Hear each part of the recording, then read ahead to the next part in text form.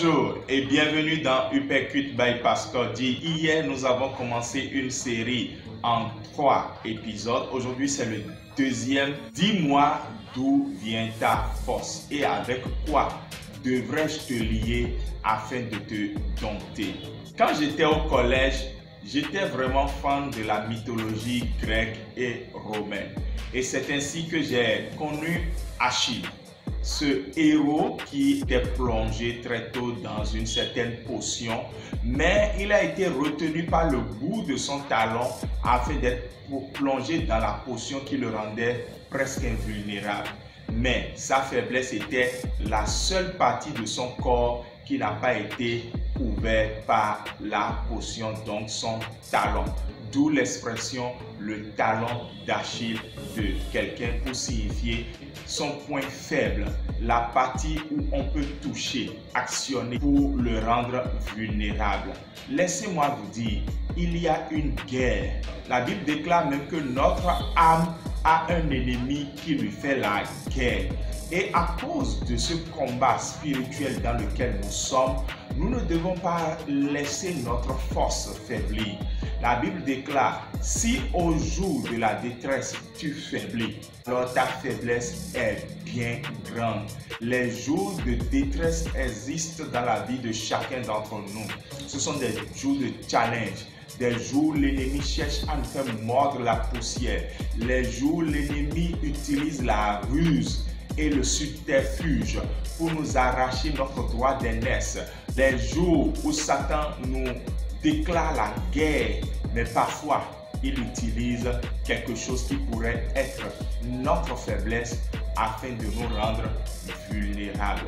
Delilah, dans le texte que nous avons lu hier dans le livre des Juges chapitre 16 verset 6, avait dit à Samson, dis-moi d'où vient ta grande force et surtout avec quoi je devrais te lier afin de te dompter.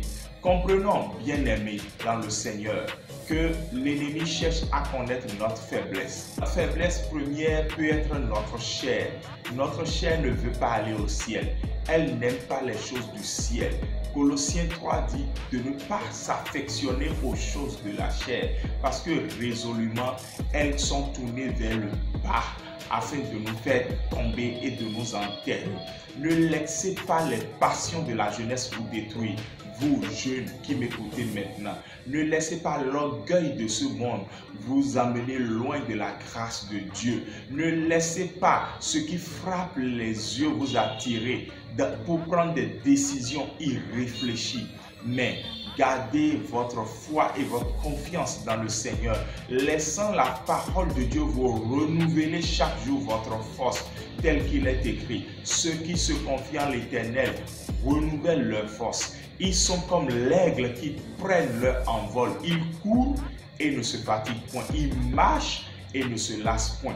Voilà pourquoi tu dois demeurer fort dans le Seigneur et non fort par ta beauté, fort par tes finances, fort par ton intelligence et fort par bien d'autres choses. Chez les hommes, leur phallus est l'expression de leur force. Je dis à tous les hommes qui ont cru un seul instant que leur pompe d'essence devrait servir tous les réservoirs du monde qui sont en train de gaspiller des munitions de la vie. Et je veux dire à toutes les femmes qui croient qu'elles doivent être le lieu de rencontre de l'Organisation des Nations Unies.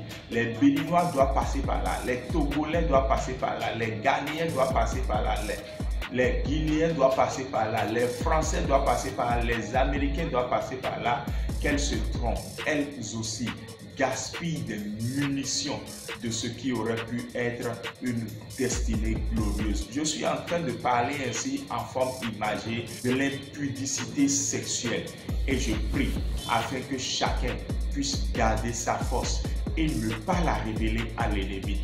Demain, nous allons prier afin que ceux qui ont déjà cédé leur force puissent la retrouver. Demain, nous allons prier afin que ceux qui ont gardé leur force puissent persévérer à la garder. Que le Seigneur nous fortifie et nous soutienne. Amen. Shalom.